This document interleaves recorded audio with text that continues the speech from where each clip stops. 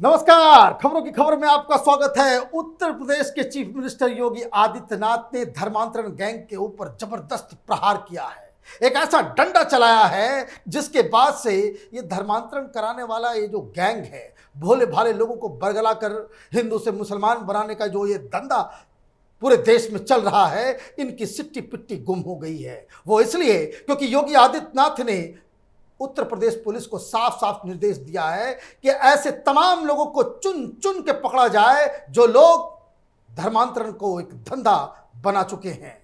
उन्होंने क्या आदेश दिया, कैसे ये डंडा चलाया गया है, कितने लोग पकड़े गए हैं और क्या इसकी रिपोर्ट है, वो मैं आपकी डिटेल मैं आगे आपको बताऊंगा। लेकिन आज मीडिया में पूरी तरीके से छाया हुआ एक खबर है जो कश्मीर से आ रही है कि जहां दो लड़कियों को, सिख लड़कियों को जबरन अगवा कर लिया गया और उनका धर्म परिवर्तन किया गया। उसको लेकर के सिख समुदाय बिल्कुल आक्रोश में है, धरना प्रदर्शन हो रहे हैं। वैसे मैं आपको बता दूं कि जिस हिसाब से पंजाब के अंदर, चाहे वो क्रिश्चियन मिशनरी हो या फिर मौलवी मौलाना हो, जिस हिसाब से सिखों का धर्म परिवर्तन हो रहा है, ये अपने आप में बहुत ही अलार्मिंग खबर है। अब तक सिख समुदाय ने इसका विरोध क्यों नहीं किया, यह अपने आप में एक रहस्य है। लेकिन अच्छी बात यह है कि आज कश्मीर में जिस तरह का प्रदर्शन हो रहा है, जिस तरह से सिरसा साहब सामने आकर सिखों के लिए प्रोटेक्शन की मांग कर रहे हैं, वो काबिल तारीफ है। और ये रैकेट ये सिर्फ कश्मीर तक लिमिटेड नहीं है। आपने देखा किस तरीके से ओखला का दो मौलाना गरीब बच्चों को, अपाहिज बच्चों को, यतीम लोगों को, अबला महिलाओं को किस हिसाब से ये लोग धर्मांतरण में उसमें जोड़ रहे थे, किस तरह से उन्हें मुसलमान बना रहे थे। जो पूरा गैंग जो पकड़ा गया है, उसके बाद से उत्तर प्रदेश की पुलिस और योगी आदित्यनाथ पूरी तरीके से ये लोग फॉर्म में आ गए हैं। जो आदेश दिया गया है, जो खबर आई है, जो रिपोर्ट है, वो क्या कह रही है? उस रिपोर्ट में बताया गया है, the Uttar Pradesh police have expanded the scope of investigation in the conversion case. Now the incident related to conversions are being closely investigated in all the districts. The ATS is now taking cooperation from the police of the district to get the necessary inputs. The information received in the interrogation of Muhammad Umar Ghulam and Qazi Jahangir Alam, who are on the remand of ATS, is being confirmed immediately. Yogi Adityanath ने साफ साफ कहा है कि हर district के अंदर लोगों की पहचान की जाए, इस रैकेट का भंडाफोड़ किया जाए और इन तमाम लोगों के पूरी संपत्ति भी सीज होगी। बाकायदा इनके ऊपर रासुका भी लगेगा, तमाम तरह की धाराएं तो लगेगी ही, लेकिन इनको ढूंढना एक बड़ा काम है। और इसलिए जो एटीएस की जो रिपोर्ट आई, जो रिपोर्ट एटीएस ने दी, उससे ये समझ में आया कि किस हिसाब से ये लोग टारगेट कर रहे हैं हिंदुओं को। जो एटीएस ने रिपोर्ट दी है, the Uttar Pradesh anti terrorism squad ATS have made another disclosure in the case of conversion. It has found a list of 33 women who were converted by the accused, mostly from rural areas. As per the top ATS sources, Mohammad Umar Gulam and Qazi Jahangir, the two main accused in the conversion case, said that it was easy to brainwash the girls of the rural areas. जो ATS तहकीकात कर रही है, उससे मालूम चला कि जो गरीब महिलाएं हैं, जो घर से परेशान हैं, समाज से परेशान हैं, गरीबी में ज़िंदगी जी रहे हैं, उनको सिंपैथाइजर बन करके ये लोग जाते थे और धीरे धीरे ब्रेन वॉश करके उन्हें हिंदू से मुसलमान बना दिया जाता था।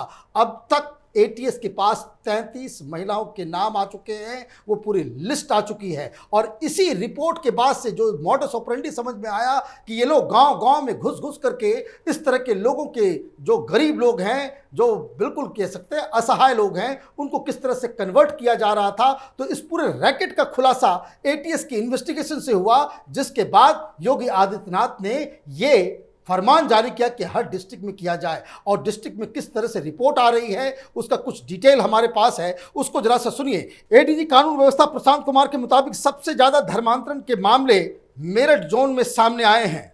27 नवंबर 2020 को धर्मांतरण कानून लागू होने के बाद से अब तक कुल 50 मुकदमे दर्ज हो चुके हैं, जिसमें से 22 मुकदमों में पुलिस ने चार्जशीट लगा दी है और 25 मामलों की विवेचना चल रही है। मेरठ जोन में ऐसे 12 मामले दर्ज किए गए हैं, जबकि बरेली जोन में 10 और गोरखपुर जोन में 7 मामले दर्ज किए गए हैं। नोएडा में 5, लखनऊ और वाराणसी जोन में 4, आगरा जोन में 3, प्रयागराज जोन में 2 और कानपुर कमिश्नरेट में 1 मामला दर्ज किया गया है। 130 लोगों के खिलाफ नामजद एफआईआर दर्ज किया गया है। ये डिस्ट्रिक्ट लेवल पे अलग अलग जोन में अब तक कार्रवाई हो रही थी, लेकिन अब हर डिस्ट्रिक्ट में जिस हिसाब से धर्मांतरण के रिपोर्ट्स आ रहे हैं वो चौंकाने वाले। अब तक तो ये पता ही नहीं चल पा रहा था कि कौन कहां घुस के लोगों का धर्मांतरण किया। अभी आज खबर आई है कि 3 साल के लिए मेरठ जेल के अंदर कोई शख्स जेल के अंदर गया, नाम कुछ और था, नौशाद बनकर के बाहर निकला, दाढ़ी वगैरह बढ़ा करके, अब उसके ऊपर भी केस हो रहा है। भाई इसने जेल के अंदर किसने धर्मांतरण कर दी इसकी।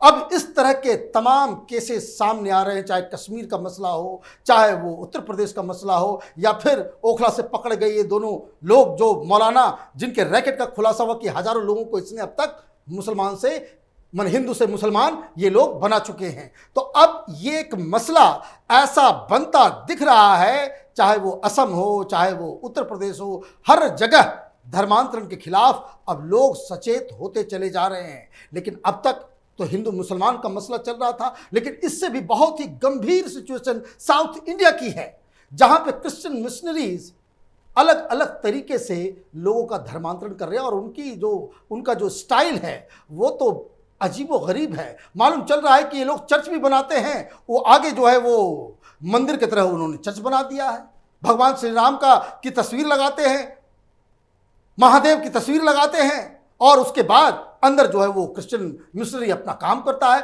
भोले भाले लोग, गांव के लोग, उनको लगता है कि वो तो अपने धर्म में कहीं जा रहे हैं, ये उनके ही हिंदू धर्म का एक कोई हिस्सा होगा, और बाद में मालूम चलता है कि इन्हें क्रिश्चियन बना दिया गया है। ये तमाम इस तरह की चीज़ें देश के अलग अलग राज्यों में हो रही हैं, और इसलिए जिस हिसाब से धर्मांतरण को लेकर के कानून आया है, हर राज्य में अब लगाना इसे ज़रूरी हो गया है। अदरवाइज अगर इन लोगों को खुली छूट दे दी जाए, और ये क्यों होता है ये भी आप समझ लीजिए। ऐसा नहीं है कि ये लोग जो धर्मांतरण के धंधे में लगे हुए हैं ये कोई समाज सेवा कर रहे हैं या धर्म की सेवा कर रहे हैं। दरअसल इन्हें मोटे पैसे मिलते हैं, विदेशी फंड आता है, और ये सारा का सारा एक इंटरनेशनल रैकेट है जिसके जरिए ये सब काम होता है। ये जो छोटे मोटे लोग जो पकड़े जा रहे हैं, चाहे वो मौलवी हो, मौलाना हो, कोई फादर हो, कोई पादरी हो, ये लोग जो धर्मांतरण के केस में पकड़े जाते हैं ये तो छोटे मोटे प्यादे हैं। बड़ा खिलाड़ी तो देश के बाहर बैठा हुआ है, वो लुटियन जोन में बैठा हुआ है, जहां से ये सारा चीज ऑपरेट होता है। और ये सब कोई बातें मनगढ़ंत बातें नहीं है। एटीएस की जो रिपोर्ट आई है उसमें बताया गया है कि after checking the list it was found that the most women where from rural areas, specially from states like Jharkhand, Bihar, Uttar Pradesh, Assam. The gang members would lure them into their trap. After this, by brainwashing them, they would get them converted. हर राज्य में फैला हुआ है।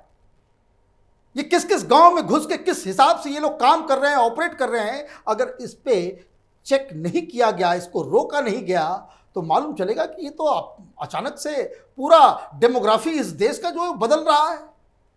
ये 2-3 लोग पकड़े गए हैं, और ये जो खुलासा हुआ है कि ये जो 2 मौलाना हजारों लोगों को कन्वर्ट कर चुका है अब तक, इसके बाद से उत्तर प्रदेश की सरकार पूरी तरह से अलर्ट हो गई है। अब ये पता लगाया जा रहा है कि हर डिस्ट्रिक्ट में कितने मामले इस तरह के हो रहे हैं।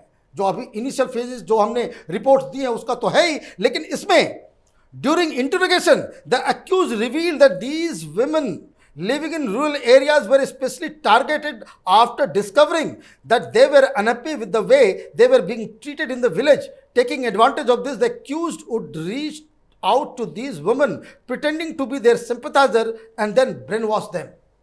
मतलब आप देखिए ये पूरा किस तरह का एक षड्यंत्र किस मने रचा जाता है। आप ये मिशनरीज, ये जो मौलवी मौलाना, ये जो धर्मांतरण के धंधा से जुड़े हुए लोग, ये एक एक घर के ऊपर ध्यान देते हैं कि कहाँ कोई गड़बड़ी है, कौन जो है बिल्कुल अपने जीवन से उदासीन हो रहा है, किसके साथ मिसट्रीटमेंट हो रही है, और उसके बाद कोई वनरेबल इस तरह का कोई महिला या युवक जो नौकरी से परेशान है, जिसको बहुत ही ज्यादा दिक्कत है जीवन में, इन लोगों को चुन चुन के टारगेट किया जाता है। ये कोई एक दो आदमी का काम नहीं है।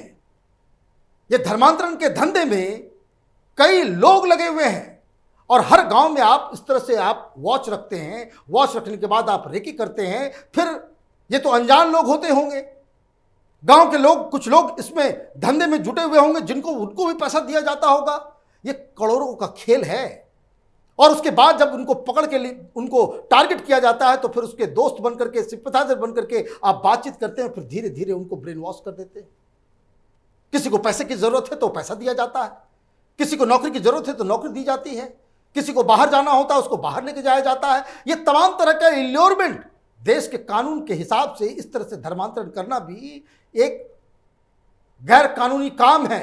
आप इल्योरमेंट के तरह से आप लोभ देकर के किसी का धर्मांतरण नहीं कर सकते। और दूसरी बात जो सबसे अहम है, जो लोग इस चीज में जुटे हुए हैं, जो कानून को तोड़ रहे हैं कि हिंदुस्तान के अंदर अगर किसी का धर्मांतरण होता भी है तो उसके लिए डिस्ट्रिक्ट कलेक्टर को, जो डीएम है, डिस्ट्रिक्ट मजिस्ट्रेट है, उनको ये इत्तला दी जाती है, उनसे परमिशन लिया जाता है, उनको इन्फॉर्म किया जाता है। ये सारी चीजें लांग के आप अंदर खाने में सारा कुछ पक रहा है, ये चल रहा है। अच्छी बात यह है कि योगी आदित्यनाथ इस मसले को लेकर के सीरियस हो गए हैं। उत्तर प्रदेश में हर डिस्ट्रिक्ट के अंदर अब इसकी जांच पड़ताल हो रही है कि वो कौन कौन से लोग हैं जो इस धर्मांतरण के धंधे में जुटे हुए हैं, और इनके खिलाफ एनएसए का कानून लगेगा, इनकी संपत्ति जब्त की जाएगी। एक बिल्कुल ही इसको कह सकते हैं कड़ा प्रहार धर्मांतरण गैंग के ऊपर होने वाला है। और इस तरह से जैसा कि उत्तर प्रदेश में योगी आदित्यनाथ कर रहे हैं, देश के हर चीफ मिनिस्टर को ये काम करना चाहिए। धर्मांतरण का मुद्दा अभी सिर्फ पकना शुरू हुआ है। कई सारे और भी खुलासे होंगे। कई सारी एजेंसियां, कई सारे एनजीओस, कई सारे लुटियन में बैठे हुए सफेद पोश, उनका भी चेहरा बेनकाब होगा। हमारी नजर इन तमाम खबरों पे बनी हुई है। आप देखते रहिए कैपिटल टीवी। हमारे वीडियोस को लाइक कीजिए, शेयर कीजिए और हमारे चैनल को सब्सक्राइब कीजिए। धन्यवाद।